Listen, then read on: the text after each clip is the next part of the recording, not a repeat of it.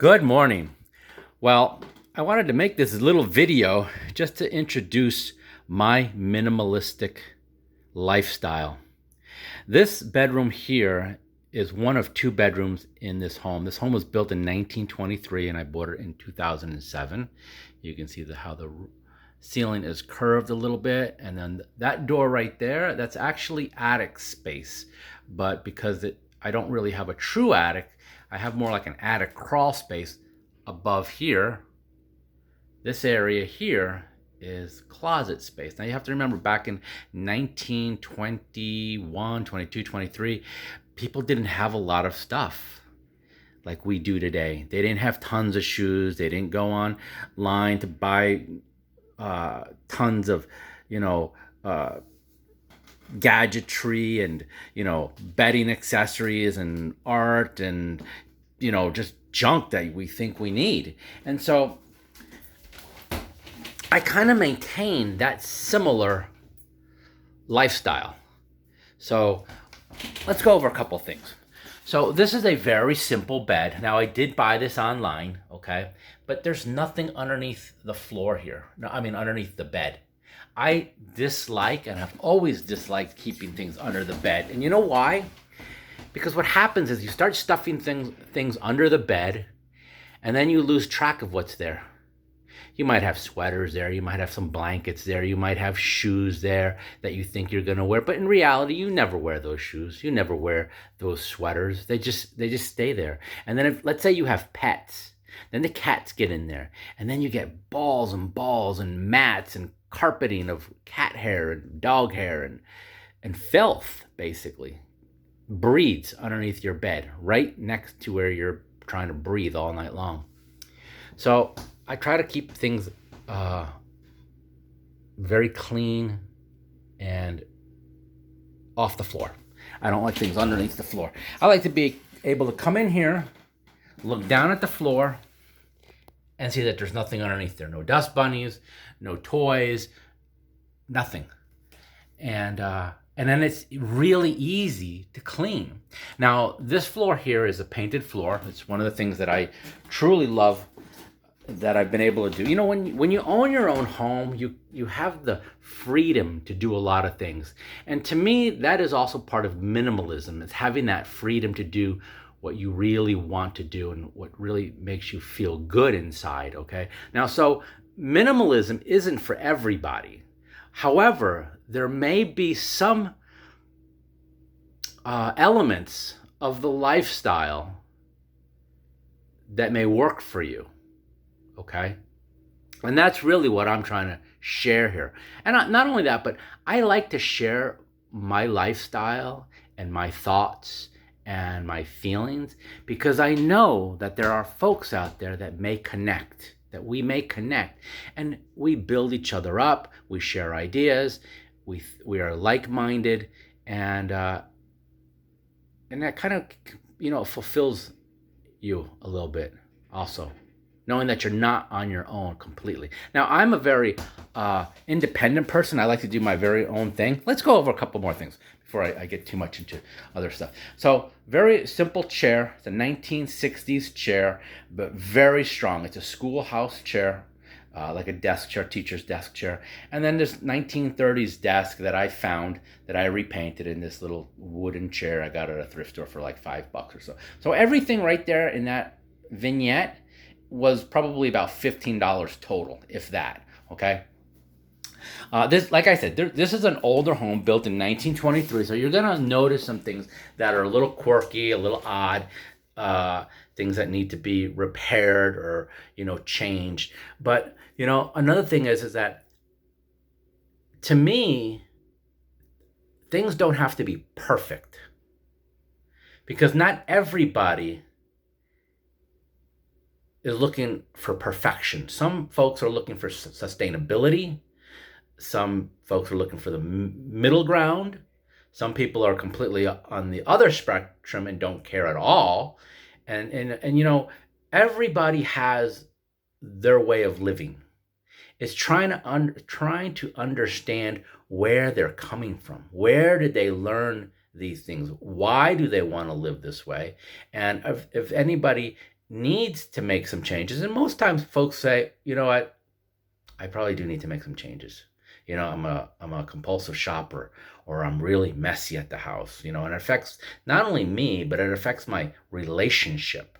And that's really important, folks. And that's another reason why I share these things. Okay. So I'm a single guy, and have been single for a few years now, a couple years.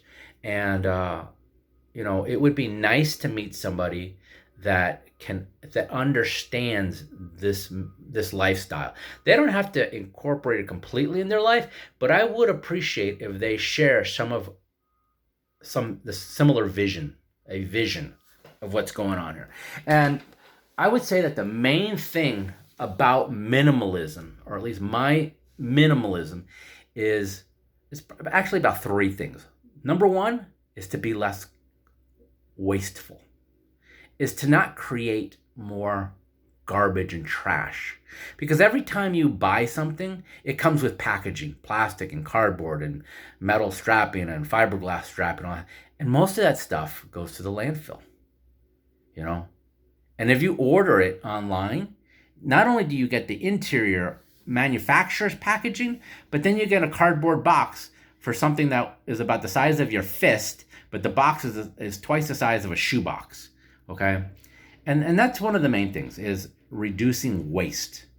And so by having a minimalist lifestyle and buying things or keeping things and maintaining things that have a long life, most things built in the 40s, 50s, 60s, early 70s have a long life because they were manufactured with that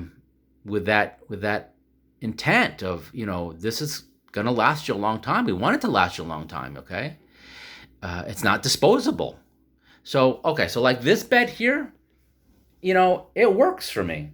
And, I bought it online. I'll admit that. It's a cheaper bed. It's a metal bed, but it comes with about 50, 60, 70 fasteners, where my antique bed has no fasteners, and it's 4 parts: headboard, footboard, and 2 rails.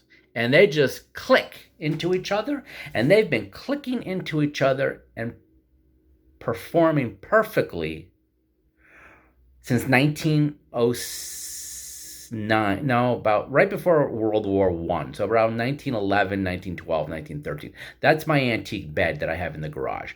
It's a really sturdy bed. It's all wood, handcrafted, built in Jamestown, New York by the Marvel Furniture Company and brought here to Rockford, Illinois. Built in around World War I. This bed here is a good bed. It doesn't have that feeling, that the character of my wooden bed. But what I like about this bed, for me now, is that it's easy to move. I take out 2 bolts, 1, 2, 1, 2, 1, 2, 1, 2. The headboard and the footboard come out, and then I can come off, and I can move this bed from the other room to this room. Now, I will not move this bed again. This bed is permanently set here, and it will probably stay in this location because it serves me well. I have easy access to the closets when I walk in, which is flow, which is really important. Okay, flow is really important in minimalism. No clutter. You can see there's no clutter.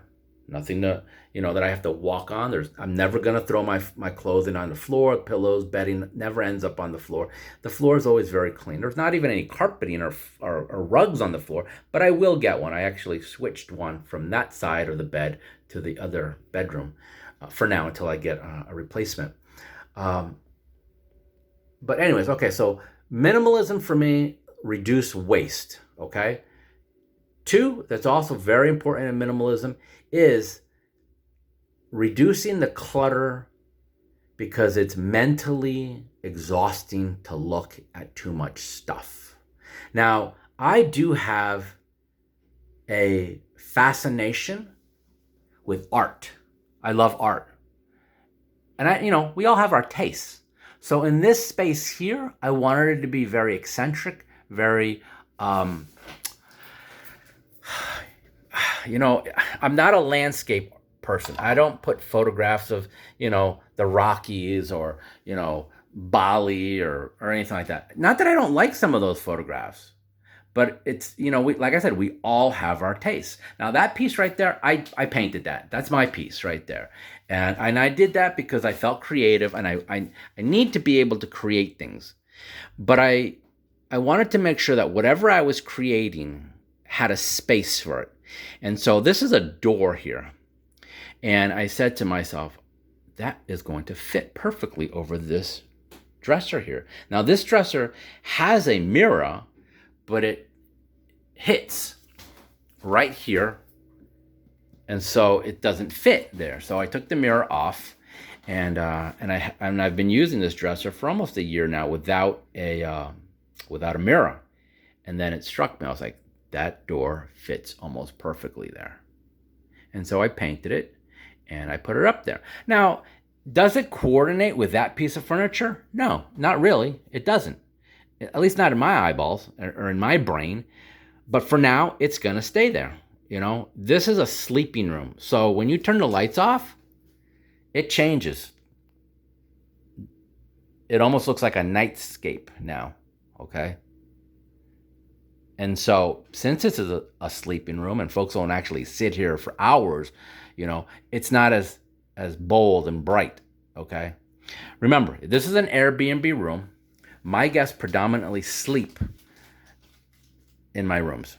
They're not here hanging out all day long. They're not my roommates. They stop in for the night, sleep, shower, and take off. That's most of my guests now. And I really like that because, one, I have a really good turnover. I have a really good system for maintaining the rooms in the home. The home stays really clean and clutter-free. And like I said, it's easy to clean. Okay, so minimalism is also about, number 3, is about keeping things simple. It's not complicating our lives. We're not doing more work and wasting time. So it's a time thing also, okay? So I painted my floors here because these floors here, this top floor, I like this wood here. Now it creaks and it it makes some noises and stuff like that. And probably the average person would have put new floors in here. Now there was carpeting in here, but I dislike carpeting 100% because of all the filth that gets trapped in a carpet. I mean, I think I had a girlfriend one time tell me that carpeting is like never changing your socks. They're just continuously wearing the same socks for years and years and years. I mean, if you have white tube socks, let's say from the 70s, imagine what they would look like after a decade of wearing the same socks, never washing them, maybe just shaking them out a little bit, brushing them.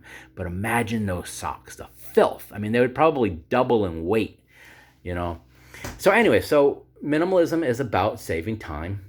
It's about keeping things cleaner, well, at least for me, cleaner and less clutter-free. And that's freedom. That's freedom, folks, because that gives you more time. Instead of like vacuuming and, doing all that stuff. I mean, I do vacuum, but I have this little handheld vacuum. It's literally a little tiny handheld vacuum. I don't have it around here right now, but it's it's something that you would probably use like for the automobiles and cars and picking up crumbs, after you open up a bag of crackers or something in the kitchen, So, but that's what I use for the whole house. And it's really easy to maneuver. It's really easy to use. I empty the bag every couple of weeks or so, and the house stays relatively clean. So number 3, it's saving time. Minimalism is about saving time. So, and I think those are the 3 main things. I think the fourth thing is an aesthetic thing. We don't want to look at a lot of stuff. Now, like I said, this is an Airbnb room. These are all personal stuff in my dresser here. So I just tell the guests, that's my personal stuff. You don't need to use that. Okay.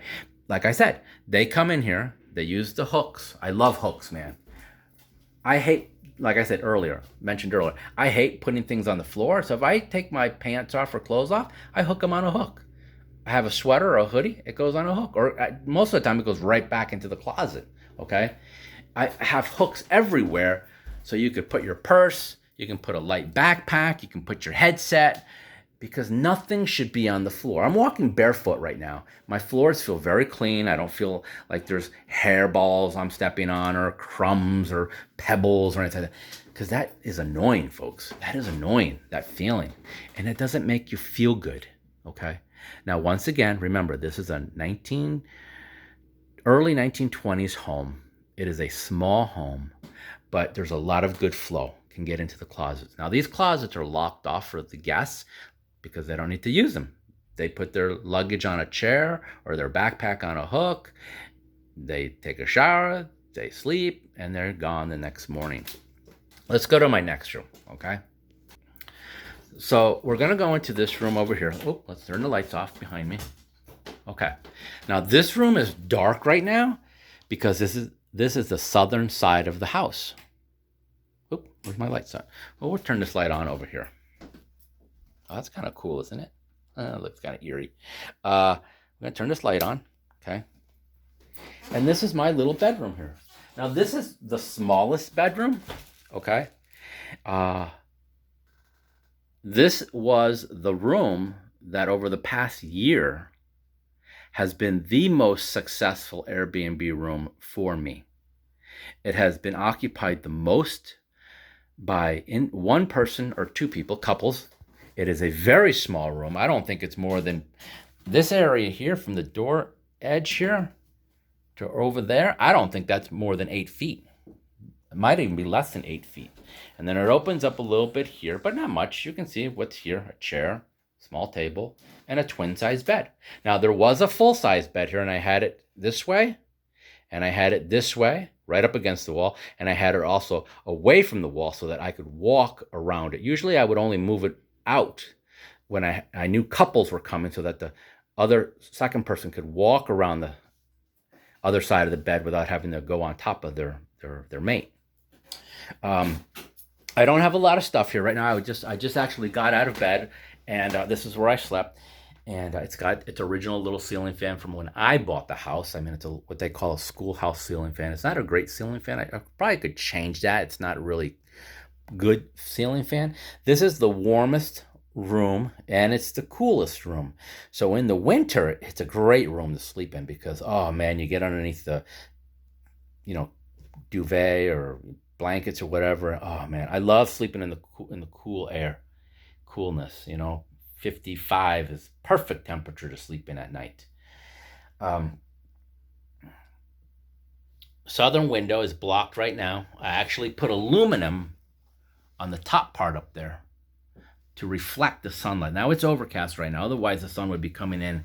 If you don't have that aluminum there, this room heats up probably about 12 degrees more than what's downstairs. So if the furnace is set for 72 downstairs, it's going to be 84 in this room, okay? The humidity is going to drop a little bit because the AC is running, but that's way too warm. That's way too warm. So that's why I block the windows. I keep the windows closed when it's heated, and that's another thing about minimalism is keeping costs down. It's really important to keep costs down. And you can see the floor here, also painted floor. There's not a lot here. It takes me about 20 minutes to prepare a bedroom for an Airbnb guest. That's sweep, mop, change the bedding, and there's not much to move around here. And the guests don't have a lot to move around because, once again, it's sleep and go pretty much. And that formula for me has worked really well, and I've been really happy with that.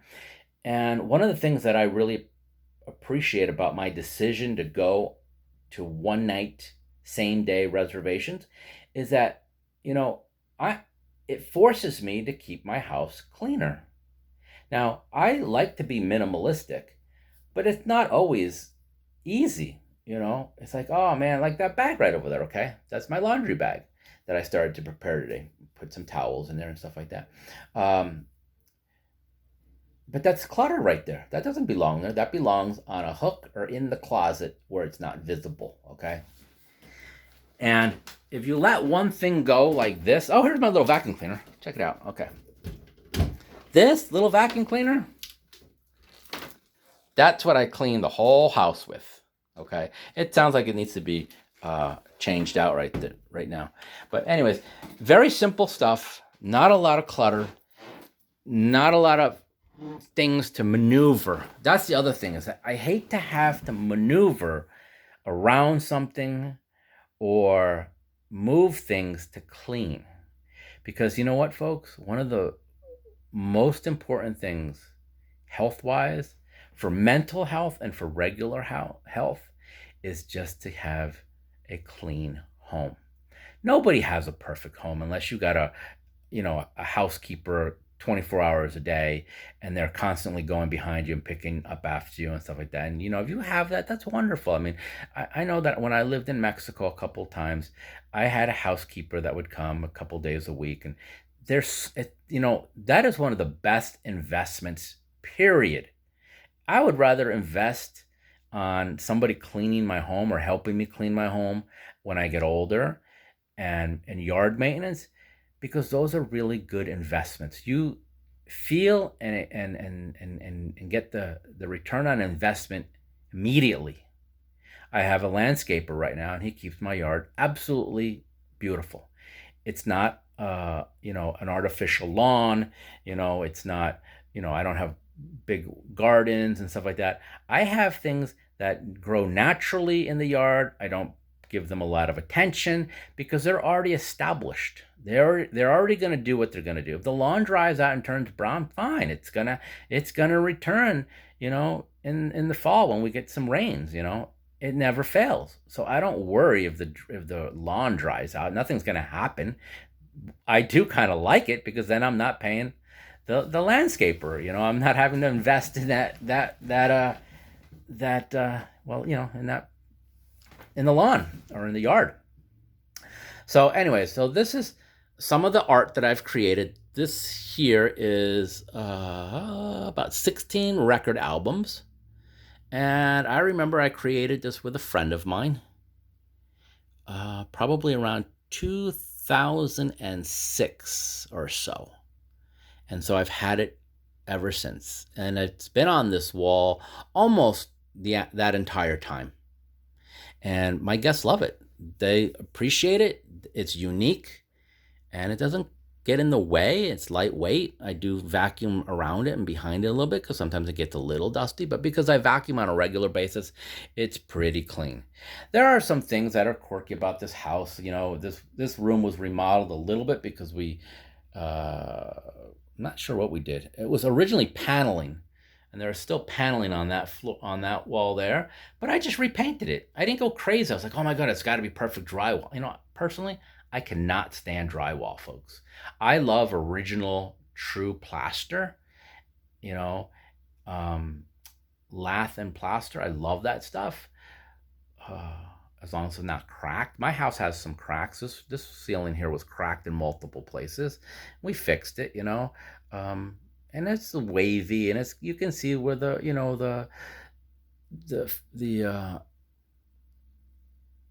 we've done some, little bit of maintenance to the surface and stuff like that. You can see it, but that's what gives it its character. I never want to be in something that's so perfect that I have to walk eggshells in. I tiptoe in my own house, just so that you know. I tiptoe in my own house. It does creak. I tiptoe because it's quiet. I love quiet. There's something about a quiet home. That doesn't mean that I don't put the stereo on loud and put on some Fleetwood Mac or some, Dio or Black Sabbath or AC/DC or anything like that. Because I love loud music too. But there's a time and a place. And for me, the minimalism also is really, mental health is really important. And peace and quiet. The world is such a noisy place, folks. We're bombarded, literally, with the media and the propaganda and hate speech and arguing and debating and complaining and whining and pain and hurt everywhere. It's all around us. And so for me, a peaceful, quiet home And my minimalistic lifestyle is an investment, a massive investment, a huge investment in my peace, in my mental health, in my physical health. So you might look and say, oh my goodness, how could he sleep on a little twin bed? Trust me, folks, when you're at peace and you're comfortable, or you're tired from a good day's type of work, whether it's, you're a farmer and you were, putting fence posts up, or you're a contractor and you've been, you know, swinging a hammer all day, or you're an artist and you've been painting all day and thinking, and your brain's thinking, and now you're tired and you need to rest. For the folks that cannot sleep, that they have sleep deprivation, that they don't have a cycle for sleeping, those are the folks that are truly suffering. But I don't suffer in this little twin-sized bed, not at all. I sleep and I dream and I wake up feeling satisfied and fulfilled and free.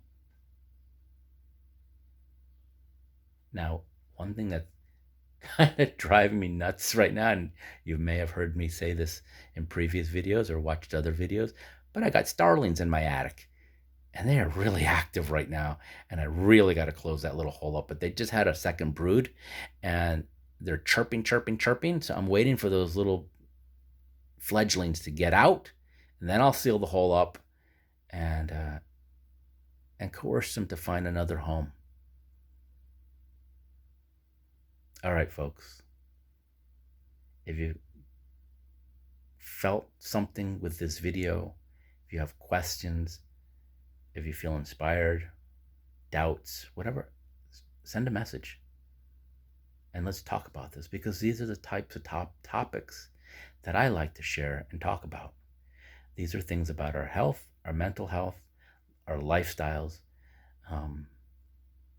This is who we are. This is who I am. So if you're curious about who I am, you have an idea now, okay?